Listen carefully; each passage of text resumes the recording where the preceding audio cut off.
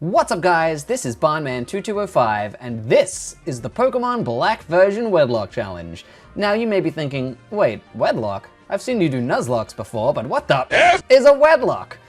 Well, that's the whole purpose of this video, to go over the rules of the challenge because I'd probably do a terrible job winging it once the series starts. So, what is a Wedlocke? It's a harder version of a Nuzlocke first conceived by a Poketuber named Mariland. It involves splitting your Pokemon into pairs based on gender and having them fight in smaller teams. Sounds confusing? Let's go over the rules. Rule 1. Just like a regular Nuzlocke, when a Pokemon faints, it is considered dead. No going to a Pokemon Center, no using a revive, nothing. It's gone. Rule 2. Every Pokemon you catch must be nicknamed. Again, just like a regular Nuzlocke. Pretty straightforward so far, but things are about to get interesting. Rule 3. You may only catch the first Pokemon you run into in any route/area. However, there is one big exception to that rule, and that is the gender clause. If you have an odd number of Pokemon in your party, ignore any Pokemon of the gender that you have the most of. What do I mean by that? How about I give you an example? Let's say I pick Snivy as my starter. Snivy is a male. I make my way onto Route 1 and encounter a Patrat. The Patrat is also a male, so I just ignore it, which is lucky because I don't want a Patrat. Then I run into a Lillipup. The Lillipup is a female, so that counts as my encounter for Route 1. Next I go to Route 2. I have an even number of Pokemon, so any gender is fine. I'll go ahead and catch a female Patrat. Darn. That means the next Pokemon I catch must be male. Got it? Good. Oh, and once you have a full team of 6, it doesn't matter what genders you catch after that, so ignore gender clause and just play like a regular Nuzlocke at that point. Also, genderless Pokemon can't be caught. Just skip them.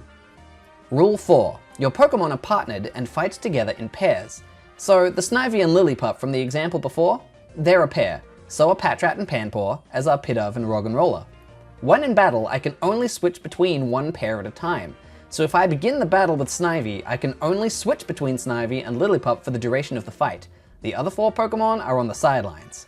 And if you think that's tough, there's more. If one Pokemon in the pair dies in battle, its partner must carry on the fight alone, and either avenge its fallen comrade or die trying. If it dies, then you may switch to another pair. If it survives, you can partner it with a new Pokemon from your PC, assuming you have a compatible partner. Oh, and in case it wasn't clear, you can switch between your active pair between battles, just not during. Rule 5. Paired Pokemon in your party cannot be deposited in the PC. So if I'm not feeling the Patrat, I can't just deposit it and find a new partner for Panpour. I just have to stick it out with Patrat and hope it dies.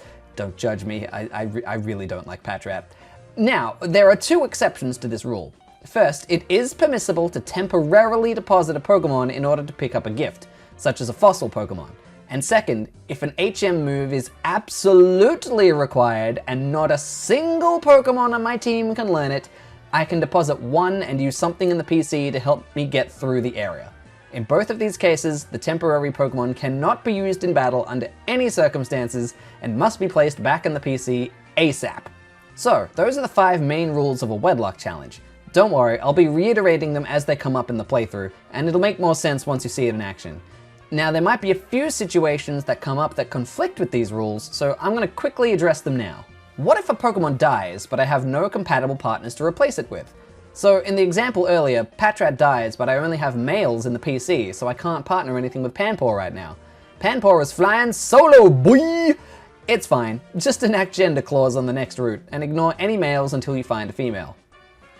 What if an opponent uses Roar or Whirlwind or something, and switches to a different pair?